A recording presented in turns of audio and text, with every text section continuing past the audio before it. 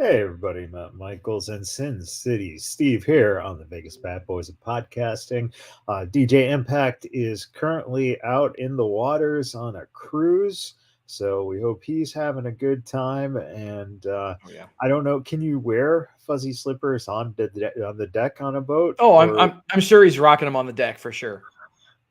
I Oh don't yeah. know. I'd be afraid that they just get wet, you know? Hey man, I'm sure that's the risk that he's willing to take. And Simon Street is on a little bit of a vacation, and we will have him back at some point here. So we're going to get right at it and just step right into what was too sweet this week.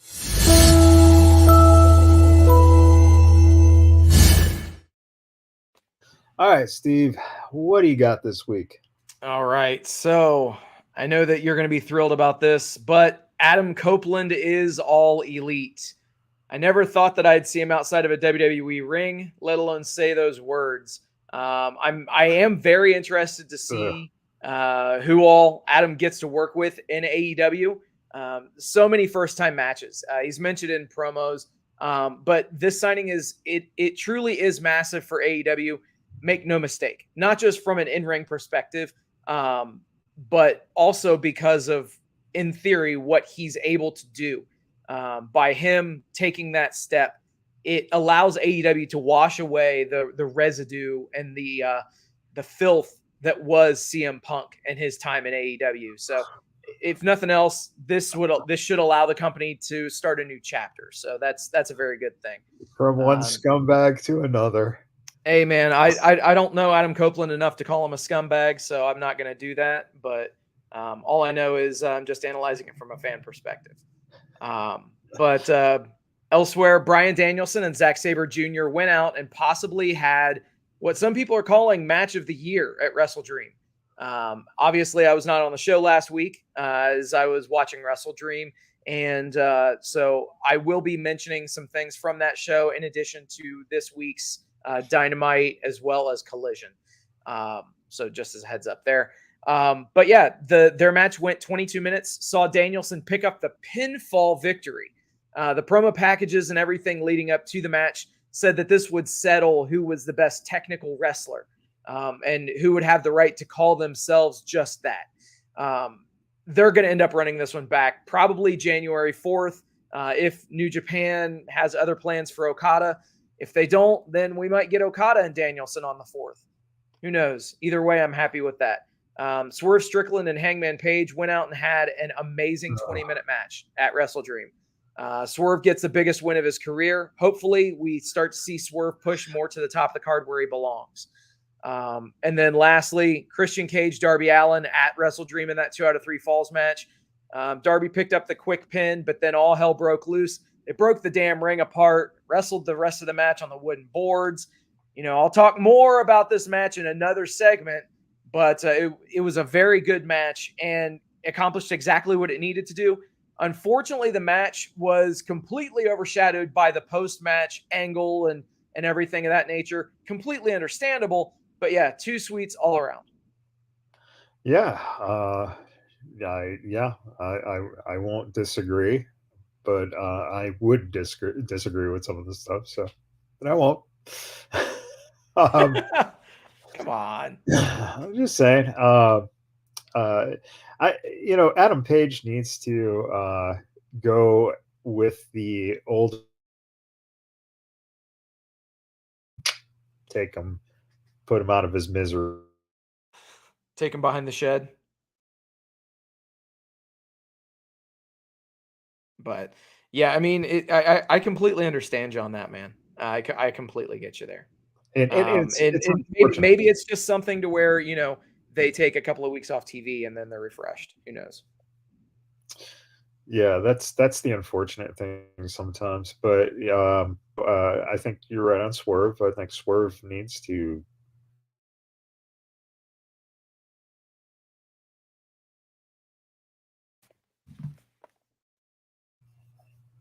Yeah, Swerve obviously has shown his value, and he has a character. and I think that's a huge, huge thing to say. Uh, I gotta look here at Fastlane's post press conference with Triple H. He said some things that were kind of highlights. That pay per view is the highest grossing event WWE has ever held in Indianapolis, which includes Survivor Series, SummerSlam, and WrestleMania. So Yeah. that just shows you that more records are being broken and WWE is up possibly higher than it's ever been, is what he's saying. Carlito is here to stay. Carlito has been under contract for, I think, somewhere around 6 months or so. Yeah. So finally, we'll see if they mold him into the LWO or what the plans are with him. He praised Io Sky and John Cena and called Bailey the MVP of the women's division, which is, I think, another interesting point because, again, the thing with Bailey is she hasn't been prominent in the ring as of late, but as a character, she really is driven. It's pretty awesome to see what she's been able to accomplish, especially with EO. Um, you have someone who has the language barrier, even though she speaks some English. It's been great. She's been a good champion so far, and it's going to be interesting to see if the rumors are true and Kyrie Singh comes back. Her and EO, Yep. it'll be good. Sign me Um, up for that. yeah, absolutely.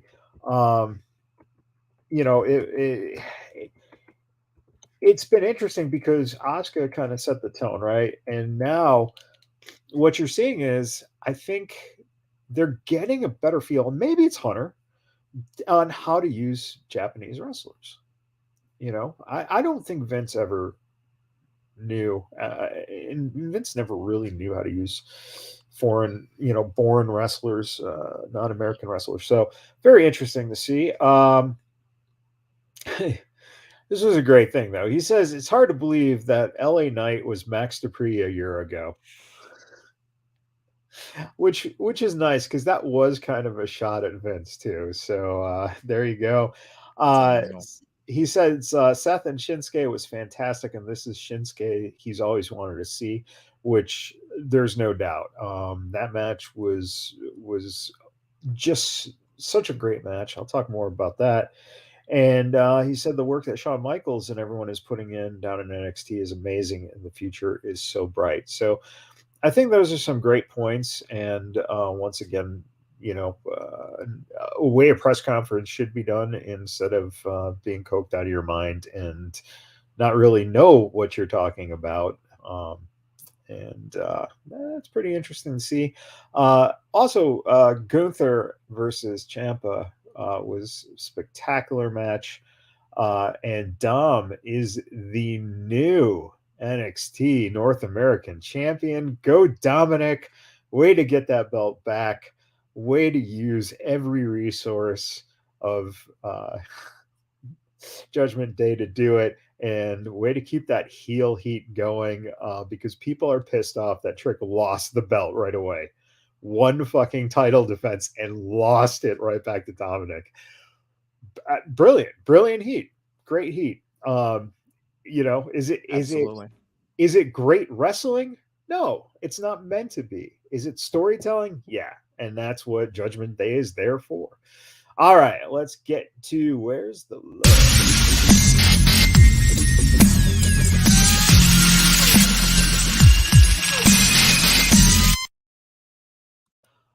I am going to say the love should be given to Seth and Nakamura.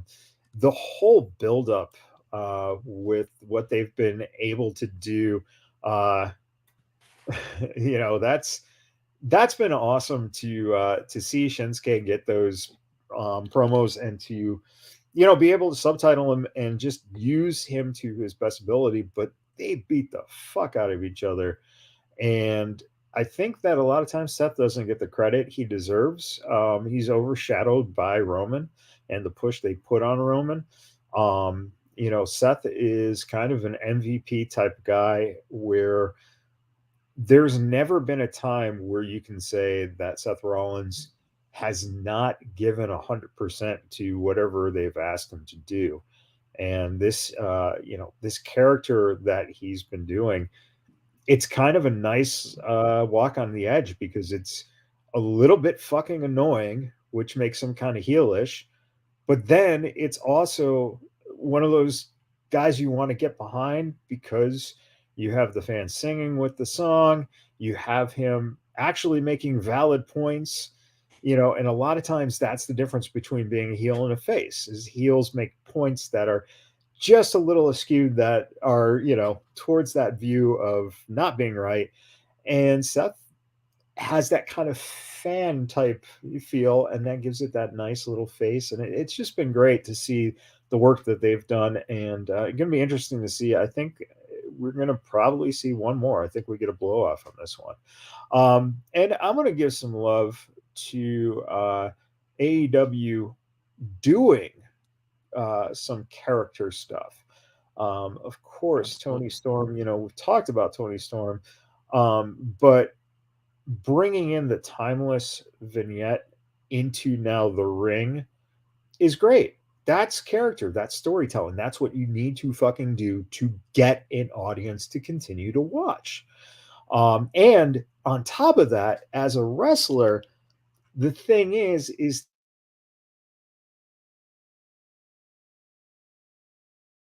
the character and styling it to the character, the in-ring style makes that so much better because now it's a believable thing because she's buying into it. It's fucking fabulous.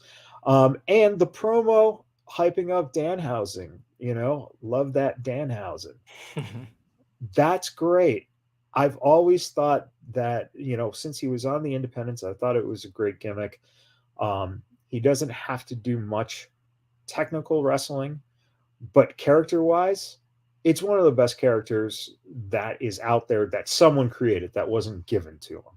And take advantage of it, fucking use it because he really has, he has that type of talent. And, just that promo shows when you do things with the people who have these characters, it makes it all that much more interesting than just having good matches. So that's what I'm loving this week. Where's your love, Steve? All right, man. So I have to ask this. Where is the love for Keith Lee? I'm still trying to figure it out. I Yeah. mean, take a look at Wrestle Dream. He was involved in a seemingly thrown together 8-person tag team match to kick off the 0 hour, the pre-show. Oh, Keith Lee kicked off the fucking pre-show. I mean, the fast forward this week on Collision, we get a very linguistic promo from Keith Lee. There were also some words by Shane Taylor, but the thing that stood out to me is that Keith Lee, he has this amazing vocabulary that you can delve into and take advantage of. Why they haven't been putting a mic in this guy's hand or why they haven't been doing some sort of a vignette, promo, something to that effect with him. They're vastly underutilizing him. I've said can, it for a long ass time. can we just point out the fact though too that the smartest thing that they're doing right now is countering his stuff with Shane Taylor's I just agree. Yes. blunt shit. I Just fucking a love Shane. juxtaposition. Yeah, I love Shane. I've loved him for years, and he Agreed. is really fucking getting a chance to nail it out of the park as well. Agreed. And, I think that they're taking a match that, let's be real, outside of Ring of Honor fans, no, if you're just a casual fan, you don't really have any kind of emotional investment in Shane Taylor versus Keith Lee. Oh, But this type of thing is what they need to do to start building that emotional response and that emotional investment into these characters, into these people. Um, yeah. I'm going to mention some more things about it in the lookout, but I do have to also make mention of somebody else that I asked where the love was. I think it was 2 weeks ago. I mentioned him specifically. And as I sit here tonight, he is now a champion in AEW. We finally found out where indeed the love was for Big Bill, as he and Ricky Starks took the world championships from FTR. Now, you can say what you will about maybe Cash is injured, maybe there's some things that are extenuating circumstances from his road rage incident, whatever it is. If nothing else, this is the right thing to do. This will allow you to give some spotlight and some shine to some people that do deserve it, while your champions are going to be out of action for an unspecified amount of time. I think that Ricky Starks, Big Bill, they are getting better and better. You're starting to see the chemistry more and more each week with these guys. And can you believe it? Quite frankly, this was Big Bill's first ever major tag team championship title reign.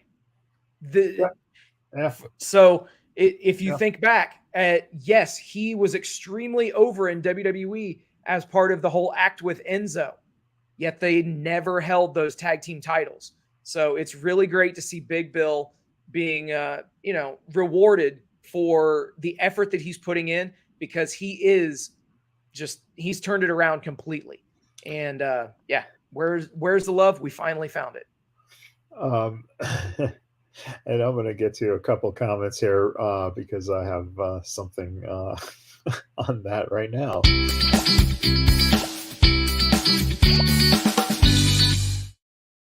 Yeah, this week, what the fuck? I'm just going to say it.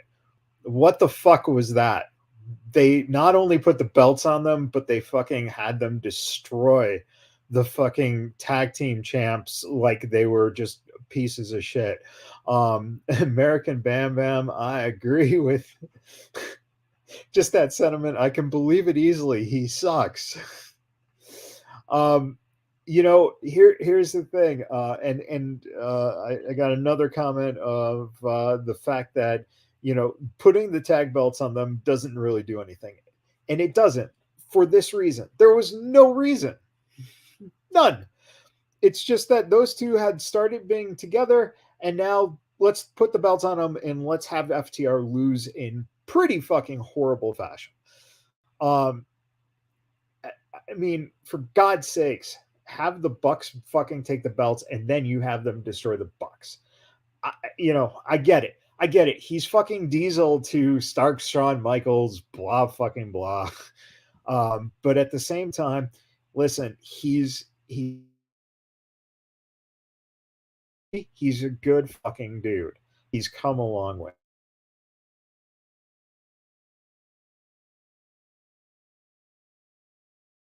Yeah, I mean, ultimately, the thing is, I get your point, but it's I think ultimately this accomplishes numerous things. This allows you to get some new faces into the spotlight. Obviously, FTR, everyone knows that they're going to come back and they're going to take those titles back. It's just a matter of time. So if Cash truly is injured and if he has to sit out for a couple of months at a time, then yes, this is a decent way for them to cover that. I get your point as far as it being a completely just one-sided, almost a squash match. Don't know if I would have done it that way, but again, we don't know how injured Cash actually was. If he legitimately couldn't go, yeah. But give the titles to a tag team that has an established tag team. You know what I'm saying? And then start a build between Bill and Starks, against a Bucks or a fucking, established tag team, so that you could have a couple weeks to make it go, oh, okay. There was no chase. There was nothing. It was just, hey, here's the belts, and we're going to start the show off like that too. So I don't know. uh, Dynamite 4-year anniversary show, and they can't fucking get their technical difficulties right. Still, I don't know what else to say about their technical shit. It's just fucking infuriating. And then, hey, let's play the whole goddamn thing again.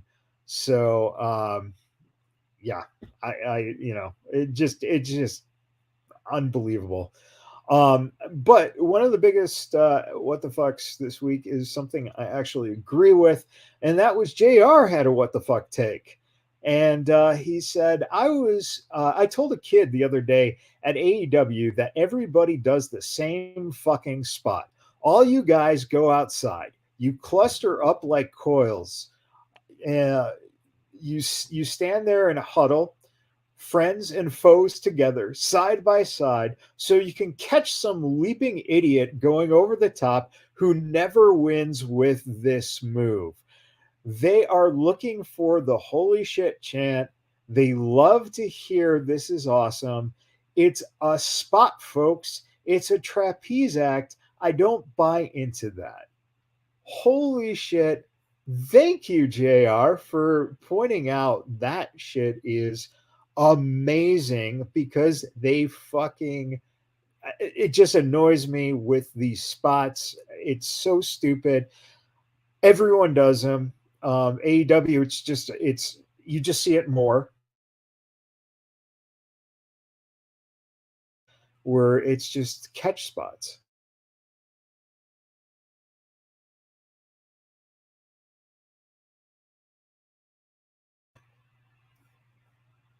Yeah, it just pisses me off. And American Bam Bam is convinced that if me and him show up in AEW to declare ourselves a tag team in 2 weeks, we could be champs. It's so fucking true. All right, what's your what the fuck this week? All right. So it wouldn't be AEW Dynamite without technical issues, like what you mentioned, Michaels. At this point, I have to wonder if it's not intentional on the behalf of the network. Every single week, it seems like as if there's something that's messed up with the audio. Yeah. This week, obviously, you made mention of the vignette of Adam Cole visiting Roderick Strong's house. Yeah, we only got the in-arena audio over the TBS feed, and it was confirmed that was not the case through Fight or any other distribution platform. It was strictly through TBS. So that's ridiculous. Evidently, right after it happened, Tony Khan angrily tweeted out his displeasure. I'm sure, if things were as everybody assumes, he was, typing 100 words a minute with just his thumbs just going crazy, saying that they demanded an overrun. So, of course, they ran the same vignette twice in the same show. That was either great if you enjoyed it or abysmal if you hated it, like how I know American Bam Bam hated that vignette. That wasn't the only issue involving TBS on the 4th anniversary show, though. For DirecTV, Spectrum, and other cable customers, TBS listed Dynamite at 4 p.m. Eastern. Thus, some people were unable to watch the show, unable to DVR the show. And obviously, the ratings took a hit as a result. As a result, come on. Come on. Seriously, so you mean to tell me that they would not have had any more than a flat, and this was what really stood out to me. They had a flat 800,000. You mean to tell me that the number wasn't any more than that?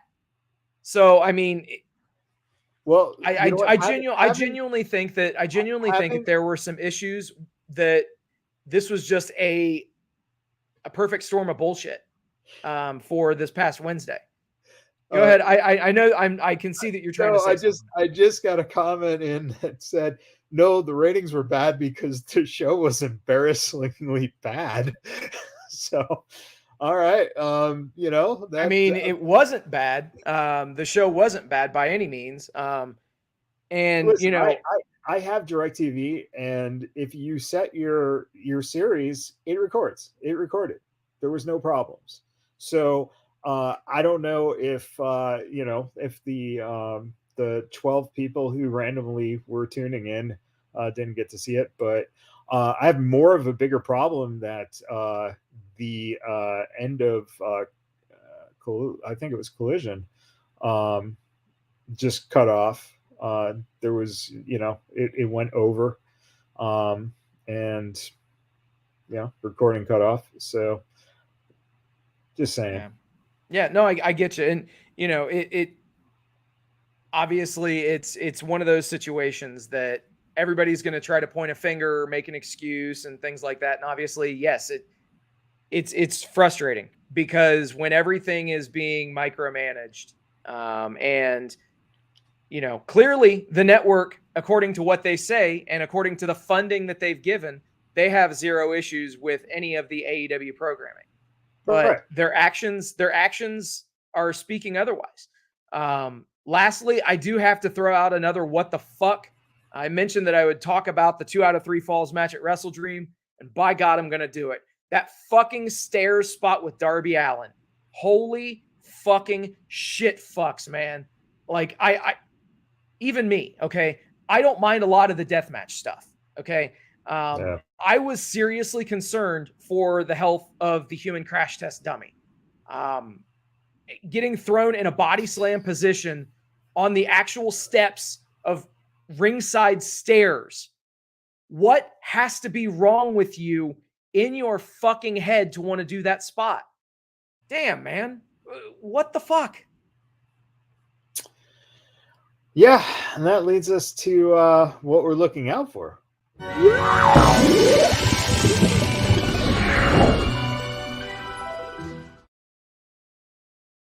All right, you just got out your aggression. Now, what are you looking out for? That's the question. All right, man. So I am looking out for more vignettes. Almost exactly what you had mentioned earlier. They're finally starting to build some characters in AEW, or at least they're trying. On Collision, we got a vignette for Samoa Joe looking like a fucking crime boss, total badass. This is the type of shit that we need. I've said it. If there is a commercial break and there is not picture in picture, when that commercial break returns to the show, they need to bumper that with a backstage promo or a vignette every single time. That will allow them to build these characters out. We're seeing what it's doing for the timeless Tony Storm character. The internet has picked up on it. They absolutely love that. The fans in the arena, all like 2,000 of them, were extremely happy with Tony. During her matches, she wrestled him on both Dynamite and on Collision this week. Right.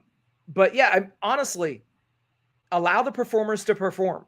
I'm of that firm belief.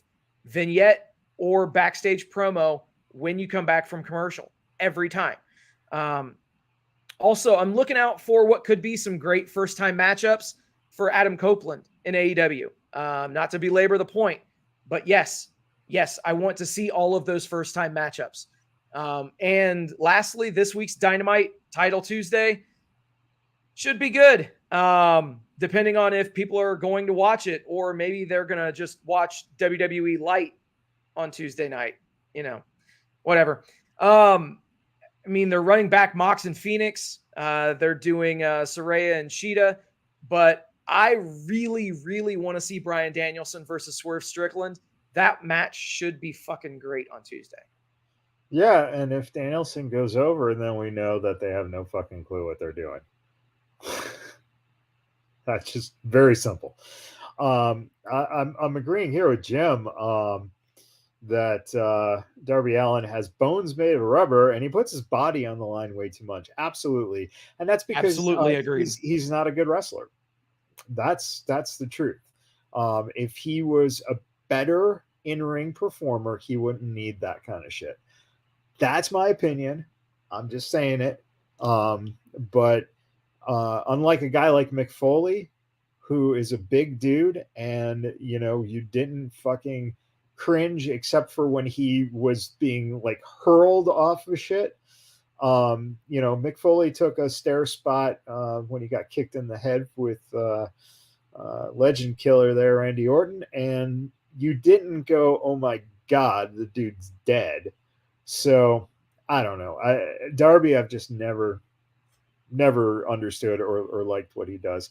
Look out. I'm looking out for how they're going to use Carlito. Uh, I am definitely looking out for Jade Cargill because she looks the part. It's really interesting. Just her coming out of a car was night and day from the perception you had of her in AEW.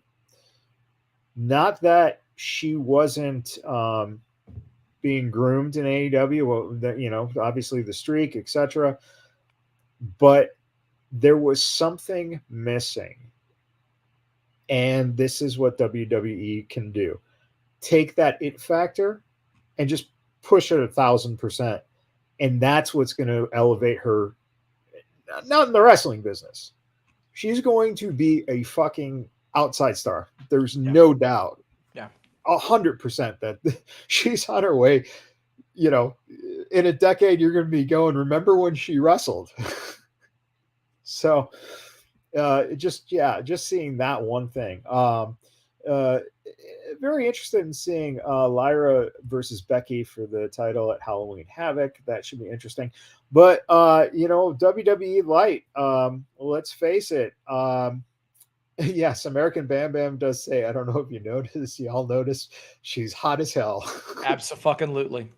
And that outfit was absolutely just screaming hot as hell. Is that what she wears on a Thursday? You know what I'm saying? I think that it's very interesting because we see we're going to talk about it in 3 count, the difference between what's going on Tuesday night and the so-called wars that everyone wants. But it's going to be interesting to see how they have all these pieces going on, especially the fact that everyone seems to be kind of overlooking the fact that a gong went off. Yep. So I don't know. And I'm looking forward to Adam Copeland failing miserably. That would be just the best thing I could see for a Christmas present this year. So Santa Claus, please bring me a horror. I hate to see people get hurt, but if Edge is out for 6 to 8 months, Jesus, I'm just saying, and Kenny Omega, he was at the edge of his seat. So, go fuck yourself. All right. Best in show.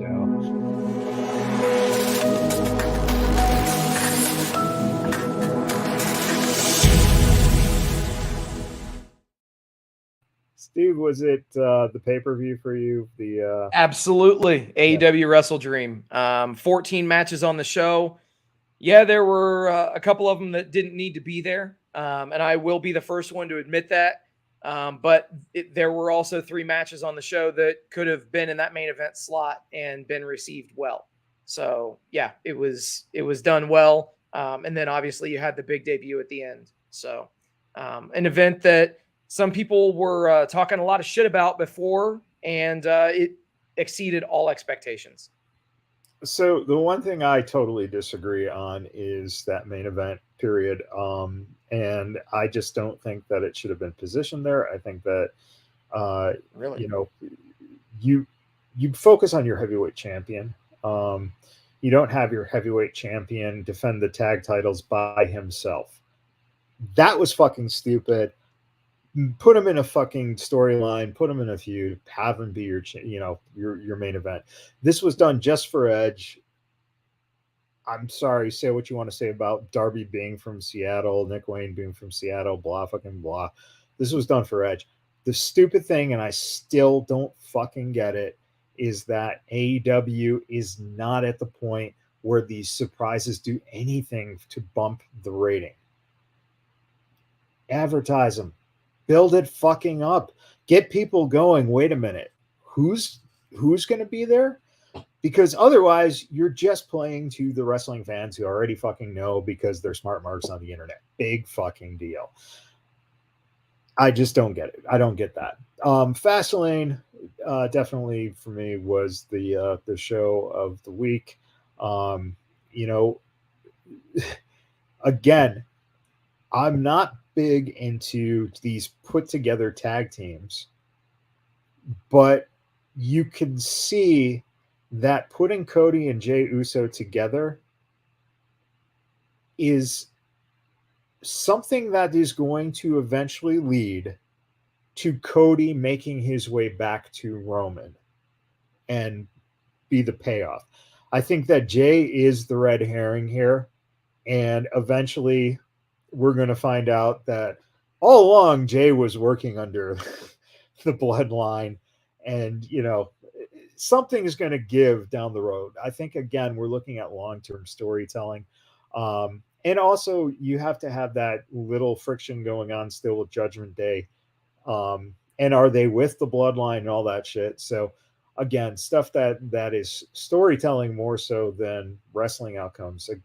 And again, if you're using the belts as props, that's exactly what this is doing. And right now, since it's 2 tag belts on each individual, it's nothing more than fucking props at this point. So fine. You know Quick what? question though. Quick Yeah, question. Thrown yeah, together tag teams are currently holding the tag team championships both on shows, both major promotions. right? which Yeah. is which is interesting. And WWE does it way more, obviously, Yeah. because listen, Priest and fucking Finn were holding the belts, and it's Right. not like they were an established tag team. So listen, the Usos had the run. That's your top of the line. If you really want if you want to put the two best, put the Usos and FTR together in a match. There's your long-term established champions from both organizations. If you're putting together an AEW versus WWE card, that's the tag team Oh match yeah. you want. Very simple. Absolutely agreed. Very simple. The other thing they did great is you just got that LA Knight rub by Cena. Just spectacular to see him um, getting that push from a guy like John. We'll see what happens when the SAG strike ends and John's back in Hollywood. But for now, guy's smart. He's not breaking any union rules. Exactly. So, hey, man, he's an athlete right now. So, um, and by the way, anyone who argues this idea of the wrestlers need a union, that's one thing to consider is that if they're under a performance contract, wrestling fucking stops Yeah. anytime the unions go on strike. So, because there would have to be some kind of sister union to SAG or some kind of performance union. So that's something to keep in mind. Jim says, I hate when they put 2 guys together and give them the belts. Yeah. And that's something that, WCW concept with the luck of the draw, putting 2 guys together, Battle uh, Bowl. battable, yeah, that kind of elevated then into WWE in the '90s, kind of putting together, these random tag teams for the storylines. Undertaker and Austin, I think Austin and Mick did it, to get those matches. So there's always been that, since the '90s, kind of that feel of tag teams are used a lot now to utilize building more of the singles matchups or the single competitor. There's no doubt that Ricky Starks is being built up here. It's Oh yeah. not Big Bill. Right. Absolutely. Big Bill is getting the rub for getting Ricky over, and everything in that match was orchestrated by Ricky Starks, so you could see what they're Yeah. doing with the relationship. That's fine. I like that. I just would have loved to see more time. But all right. Well, we are going to be heading into our 3 count here in just a moment. If you're listening, of course, on the podcast, you can tune in to 3 count tomorrow. 3 count, we're going to talk about this NXT AEW Tuesday coming up here.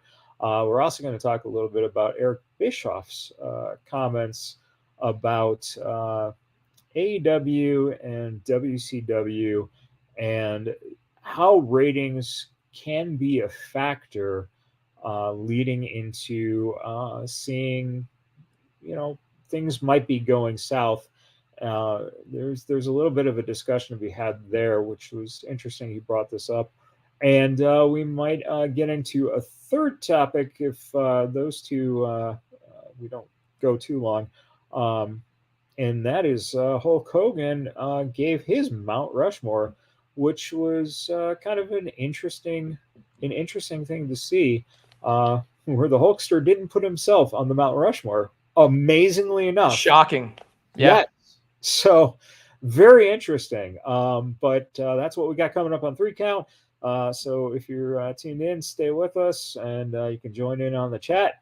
And if you're listening to the podcast, thank you very much. And until next week, everybody, happy wrestling.